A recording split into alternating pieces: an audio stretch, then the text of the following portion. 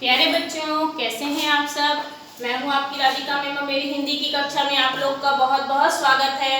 बच्चों, आज हम आपकी कक्षा चौथी से पाठ 8 जिसका नाम है मेहनत की कमाई। क्या नाम है बच्चों?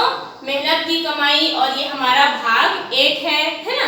भाग 2 में हम इसके अभ्यास प्रश्न करेंगे। और ये पाठ का नाम है मेहनत की कमाई। और ये कैसी है? एक कहानी है। क्या है बच्चों?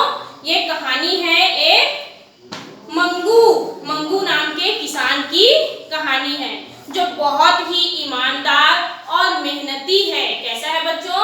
ईमानदार और मेहनती है। तो चलिए शुरू करते हैं हमारी ये कहानी जिसका नाम है मेहनत की कमाई। ठीक है, तो ये क्या है? बहुत पुराने समय की बात है ना। पुराने समय मतलब बहुत दिनों पहले की बात है। एक गांव में एक मंगू नाम का किसान रहता था। कौन रहता था बच्चों? मंगू नाम का किसान रहता था। वो बहुत ही मेहनती था, है ना। सुबह होते ही वो क्या करता था? अपने बैलों को लेकर के वो खेत में जा करके काम करता था और बहुत मन लगा करके लगन से वो अपने खेतों में काम में लग जाता था।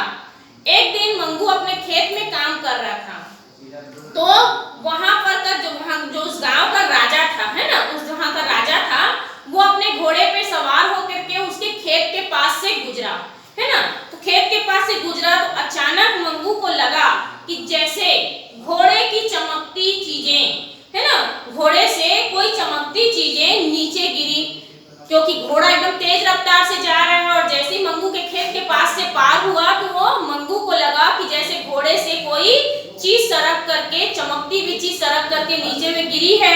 मंगू ने तुरंत जा करके देखा, भाग करके गया मंगू और जा करके देखा तो क्या देखता है बच्चों? राजा के हीरो का हार, है ना। राजा का हीरो का जो हार था वो क्या हुआ है? जमीन पर गिरा हुआ है। मंगू ने उसे उठाया और बहुत जोर से आवाज लगाया। घोड़ा जा रहा था दौड़ते हुए, उसे महाराज महाराज करके मंगू ने जोर जोर से आवाज लगाई, लेकिन राजा को आवाजें सुनाई नहीं दी क्योंकि वो वहां से दूर निकल चुके थे। तो बच्चों, उसके बाद देखिए क्या किया मंगू ने? उस हार को उठाया और वो तो अपने खेत में काम कर रहा था। देखिए वो हार हीरे का है, उससे उसको कोई मतलब नहीं है कि वो सोना है, चांदी है, हीरा है, कि वो कितना कीमती है। इस चीज से उसको कोई मतलब नहीं। उसको सिर्फ ये है कि ये किसी दूसरे का है, ये मेरा नहीं है। और उसने उस हार को क्या किया? खेत में जो पेड़ रहता है ना, पेड़ के डंगाल पर ही उसको वो टांग दिया। और टांगने के बाद क्या किया? वो जैसे अपना काम कर रहा था वैसे ही अपने काम में फिर से लग गया। और जब उसका काम खत्म हुआ, शाम हुई, घर जाना था, उस समय क्या किया? उस हार को उसने अपने निकाला, उस जो टहनी में टांग के रखा था उस हार को उसने निकाला और निकाल करके क्या किया? वो सीधे राजा के राजमहल की ओर चला गया। जाकर के राज दरबार के सामने खड़ा हुआ है। राज दरबार में आप जाओगे तो पहले परमिशन लेनी पड़ती है। जैसे ही हम स्कूल आते हैं, स्कूल में अगर हमको स्टाफ रूम में आना रहता है, सर या मैडम से मिलना रहता है ना, तो हम क्या करते हैं? पहले परमिशन लेते हैं ना। वैसे ही राजा के दरबार में जाने से पहले उनके बाहर में दरबारी खड़े रहते हैं, उनसे राजा से मिलने की अनुमति लेनी पड़ती है ना। तो वो दरबारी से जाकर के बोलता है कि मुझे राजा जी से मिलना है। तो दरबार बोलता है कि ठीक है, तुम यहीं रुको, मैं पहले राजा जी को बता के आता हूँ। अगर वो आदेश देंगे कि तुमसे मिलना है तब तुम अंदर जा सकोगे। मंगू बोलता है ठीक है, मैं यहीं इंतजार करता हूँ। हुजूर, आप सुबह जब आप अपने घोड़े से, है ना, अब देखिए क्या है, हुजूर किसको बोल रहा है? मंगू राजा जी को बोल रहा है ना, कि आज बता रहा है। जब उसको दरबारी राजा के दरबार में लेके गया तो मंगू राजा जी को बता रहे हैं कि हुजूर, आप जब मेरे खेत के पास से सुबह घोड़े में सवार होकर के निकल रहे थे तो आपका हार गिर गया था।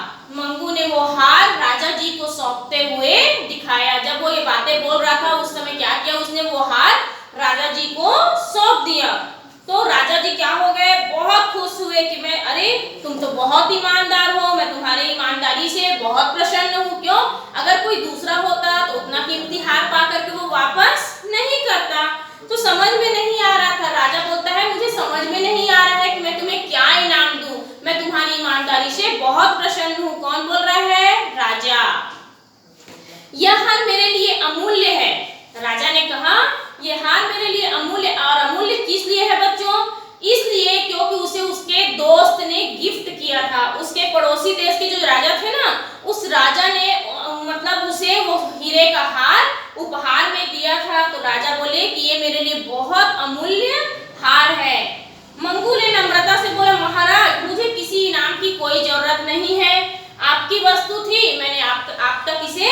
पहुंचा दिया, मैं इसी में खुश हूँ कि जिसका सामान था उस तक पहुंच गया, है ना। अब मंगू बोलता है कि हे राजा जी मुझे आज्ञा दीजिए, मुझे अपने घर जाना है।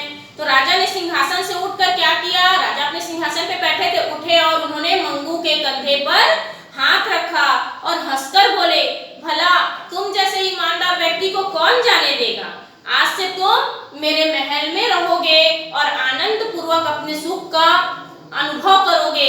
मतलब बोल रहे हैं राजा कि तुम यही महल में रहना और महल के सारी सुख सुविधाओं का तुम भोग करना।